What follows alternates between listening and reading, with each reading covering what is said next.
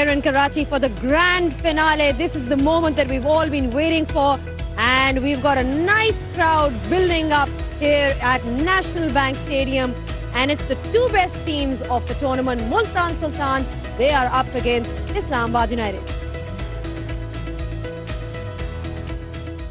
Great to be here at pitchside. We've got a nice atmosphere building up here in National Bank Stadium, and we can expect a full house apparently. Well, the good news is that you've got the two teams that have done the best here in the final. You've got Islamabad United, the team that's in red-hot form, and they are up against Multan Sultans, who've made it for the fourth time consecutively into the final. So an exciting prospect all around, and I'm sure it's going to be a fabulous evening. I've been joined by Mr. Butch and Mr. Danny. The Ball brothers.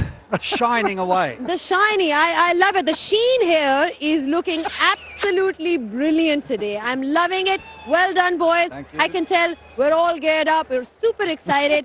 But let's talk about the teams. Multan Sultans, Islamabad United. I don't know who to pick. It's a tough one. I'm going with Multan. I've been going with them since they impressed me so much in the Pindi leg, and basically because they have an international class bowling attack and a batting lineup that kind of builds in a slightly old-fashioned way to a crescendo with big hitters at the end. So that's why I fancy them. Well, we're talking about the final having lots of drama, lots of emotion. There's already been drama. Obed McCoy is been injured in the warm-up, and he's been replaced by Samal Mills. Yeah, and I think that's the way to go, like for like, a little bit left arm, of course. And I think, I'm going with the men in red. Butch is going with the Multan Sultans, and rightly so. I did love Multan, and I was spoiled enough to be there in Multan at the start of HBL PSL 9. But I just like the way the boys in red have got it together.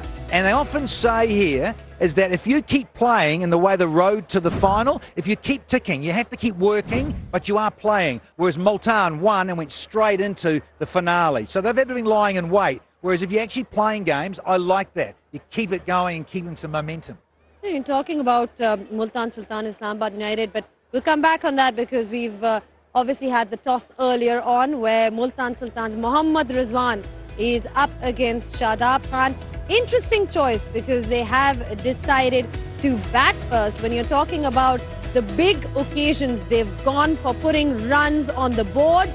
And in terms of the team, Butch, Multan Sultans then. Yeah, completely unchanged and no surprises there. They've had the 3 or 4 days off between the qualifier one. And again, I look from the middle. Obviously, Rizwan and Yasir have done wonderfully well at the top of the order. Usman Khan has been the outstanding player of the tournament for me, if you accept Babar Azam. Iftikhar is having an Indian summer, although I probably should have used a different analogy there.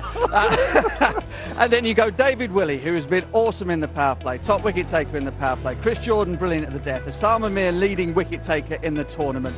Abbas Afridi, who is also a death specialist. And of course, Mohammed Ali, who's second on the wicket-taking charts. That is going to take some beating. Fickle Danny Morrison, who's changed teams. Well, I had to because a couple of Kiwis have turned up, and Colin Munro, that's their big news in terms of coming in for Alex Hales. And I think that's fair. Hales, well, he fails, doesn't he? And he has. So he hasn't had a great time of it. And then the other one we've just mentioned is Tamal Mills, who comes in for Obed McCoy in terms of like for like.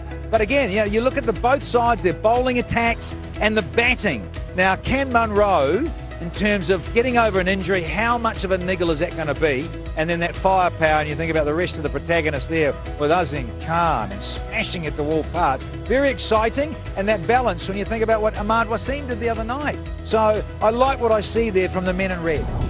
Yeah, that partnership between Ahmad Wasim and Haider Ali was special. We'll come back on that. Bowling attack of Multan Sultan. You've got the likes of David Willey. He's done so well in the power play. I mean, they've just got the variety, haven't they? They certainly have, yeah. And they haven't had to chop and change things too much. They do have a little bit of a safety valve in Iftikhar Ahmed if one of their main bowlers go bust. But quite frankly, they haven't gone bust. And I think the most astonishing thing really is that in the top 10 bowlers in the tournament this year, Multan Sultans have 4 of them in Willey, Abbas Afridi, Osama Mir and Mohammed Ali. And of course, I mentioned Chris Jordan earlier on, who was absolute dynamite here at the death as well, and also gives them sort of batting power down the order also. So I just think in a final, if you're going out there to bat first, I mentioned the fact that Multan like to build slowly and get an above par score in that manner, and then you unleash that sort of bowling attack on a team under pressure. That's going to take some doing. I know Islamabad were brilliant here the other night, but let's face it, Peshawar Zalmi did not have that bowling attack.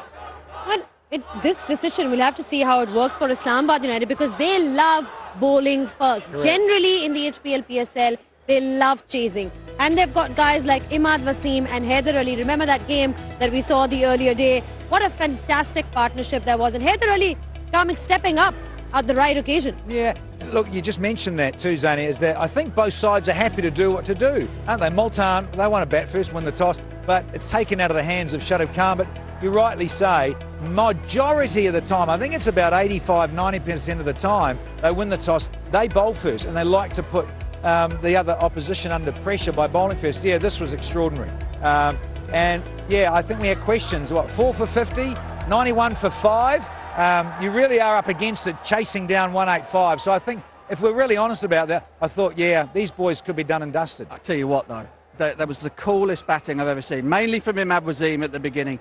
The run rate never got out of hand, and he stroked the ball around. They hit one boundary and over, managed to score at 10s, and then Haider applied the finish at the back end. It was a brilliant example of how to stay ice cold in a run chase. And what also works for them is the two captains. You look at Rizwan and you look at Shadab. They've both been contributing. Shadab Khan, yes, we've spoken about it, how he was in poor form before the tournament. He's come through, taking wickets, also contributing amongst the runs. Geez, I tell you what, isn't he a contender for player of the tournament? He's outstanding. And you think about when he steps up, 4 catches the other night, didn't he? He took 4 catches, and that's only been done on 3 other occasions.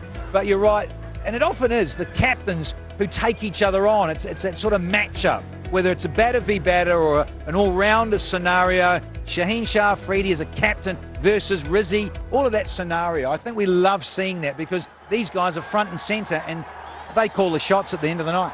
And how good has Rizzi been, I mean, for Multan Sultans? Every player talks about him in that dugout. Yeah, they have an enormous amount of respect for them, whether they're overseas players or the young guys from Pakistan. And again, he's another guy who seems to keep cool under fire. The other players really feed off his energy. I think he's batted very well as well in the tournament, and that always helps. And the other thing that helps, I'll say it again, you got great bowlers, they make a captain look good. Absolutely. It's always the bowlers that make the tournaments, that win tournaments for you. That's what they say. Thank you so much, gentlemen.